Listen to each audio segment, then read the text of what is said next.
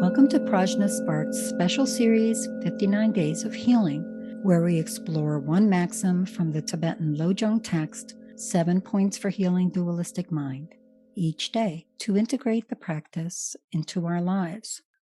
Today is day 44. We are working with point 7, tips. Maxim 44 reads, train in 3 rigorous practices. This maxim is the first of what I call the quartet of threes, 4 maxims that relate to 3 sets of things. This one is a pivotal maxim. The 3 rigorous practices relate to 3 ways of engaging what in Sanskrit are called kleshas, emotions, mental states, whatever it may be that's happening within us that disturbs the natural tranquility of mind. In the Mahamudra tradition of the Kagyu lineage of Tibetan Buddhism, mind has an infinite array of excellent qualities, including this luminous natural tranquility, which is anything but boring. Lots of folks think, oh, I don't want to give up my emotions. It's going to be terribly boring. I don't want anything like that. The natural tranquility of mind is shot through with wisdom, compassion, love, kindness, fearlessness, all these wonderful, lucid, clear, luminous qualities. It's anything but boring. It's the richness of all that we are, with none of the taint that comes from all that we aren't. These 3 rigorous practices are ways of engaging the kleshas, ways of loosening their grip. What are these 3 rigorous practices? There's lots of different ways that they're described. I've been describing this as healing, transforming, and transcending. 3 ways that we can engage with any given klesha storm, as Ani Pema Chödrön likes to describe the manifest kind of emotional uprisings happening in us, be it anger or jealousy, pride, whatever it might be. There are different ways that we might interact with different kleshas, or as we saw in an earlier maxim, we might be working with whatever we've identified as our most robust klesha, as our first line of practice. These degrees of healing, transforming, and transcending are helpful ways to progress in more refined understanding of ourselves and our emotional states. Healing can also sometimes be described as restraint, refraining, a very coarse kind of dealing with kleshas. This is similar to a dependency on substances or a trigger that is very hard for us to avoid. For a time, it's helpful for us to refrain or to avoid things that put us in conditions and circumstances that might give rise to those triggers. Healing is that part of working with kleshas that does whatever we need, be it all out refraining from conditions that give rise to anger or jealousy or whatever it might be, down to more subtle ways of identifying what's happening and finding ways to pause and give ourselves space around our responses. The more we do that with any given situation, the more we start to transform. We're able to do what is sometimes called remedying. So these are practices where there are counteracting factors that help us to neutralize the excess energy that we find difficult. For example, if anger is something that is very powerful for us, we've managed to get past the healing phase so we can work with the anger. It doesn't completely take us over. The transforming phase may suggest remedies such as practicing loving kindness or doing any number of different visualizations, chanting, any number of different practices that neutralize the excess negativity that we experience from aggressive energy. Once we're able to work with the klesha even more, we come to the point of transcending, where we're actually recognizing that that energy, which we've been experiencing as aggression, has as its very essence the wisdom of mirror-like clarity. Now, this is not taking the label of mirror-like clarity and slapping it onto your anger and saying, oh, it's fine for me to do this because look how mirror-like clear I am. That's not what this is about.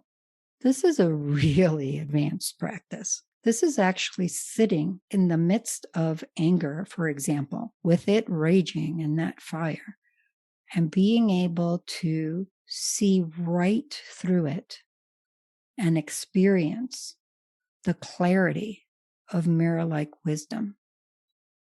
We can see glimmers of it now. When we're angry, how sharp is our mind? It's a distorted kind of sharpness. But even there, we can start to see a glimmer of mirror-like clarity. The practice of transcending is one where we can perceive that essence, even as the anger starts to arise. In that perceiving, it dissolves, and we find ourselves in the midst of this mirror-like wisdom. That's one example using aggression. Similar examples apply to all of the categories of kleshas. The import of this maxim is to meet whatever emotional upheaval is happening for us with any one of these practices. They're described as rigorous because it's much easier to just let ourselves go in the pride, the jealousy, the hatred, the attachment, desire, whatever it might be. Through healing, transforming, and transcending, we're able to bring our mind to a state of scintillating, luminous clarity that is able to encounter anything with fresh, fearless wisdom and love. Wow. That was a tremendous description of what this healing, transforming, transcending experience is and how these are distinct from each other but related to each other and how they're useful. I mean, I have your ebook, Heal, Transform, Transcend, and I know that it's what we're doing with the Lojong practice. And here we are on day 44, and I'm finally like, oh, that's what we're doing. I mean, that's the potential that all of this has. I'm really just struck by it. And this is so exciting to see where the potentials lie and think about the different ways of using these different options, I guess. And I'm also curious about I feel like I have the clearest idea of how to do the healing, the restraint or refraining, the transforming feels to me also like it's something that's preventative. Like as I practice more generally, I don't experience as much of that energy coming up. The transcending, boy, I love your description of it. And I don't really have a sense of how to do that. So that's kind of where I am. And I don't really know what to ask about it, except just to reflect that that's what I'm hearing and experiencing as you talk about it. Yeah, I kind of buried the lead in plain sight. It's such an immense practice, as you say, that it's hard to describe. But I'd like to just go back to discussion we had just yesterday about holding this practice and the Buddhist teachings as a whole as dear as our very life. The reason those two are critical is really evident in this maxim. This practice is a practice of healing, transforming, and transcending. It's been that since maxim number 1. It is that all the way to maxim 59, if we meet it with that whole heart. How do we do this transcending? So subtle, so advanced, by holding the value of the Buddha's teachings as a whole as dear as our life. Because these maxims alone are not going to teach us how to transcend in that way. They do lead us in that direction. But what, in my experience, happens is that as we heal, as you say, some of these energies don't even come up as often, which is in and of itself a transforming, a change happening in our mind stream, where those seeds, our habit of responding in those ways, just don't ripen as often. What ends up happening in practice is that the more we heal, the more we transform, the more we seek out teachings that allow us to go deeper and broader.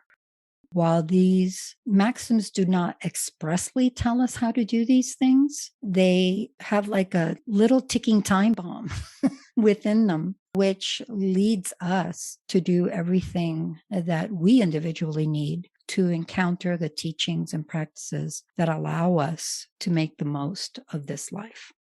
How do I know that? Because it's exactly what happened to me. Well, that's some fantastic motivation for me. This has been Yeshe and Tanya on day 44 of PRAJNA SPARKS special series, 59 Days of Healing. Tune in daily for more maxims from the Tibetan Lojong text, 7 Points for Healing Dualistic Mind. Check the episode notes for more resources, follow us on Twitter, Instagram, and Facebook at PRAJNA SPARKS, and email us, sparks@prajnafire.com, with any questions. May all beings benefit.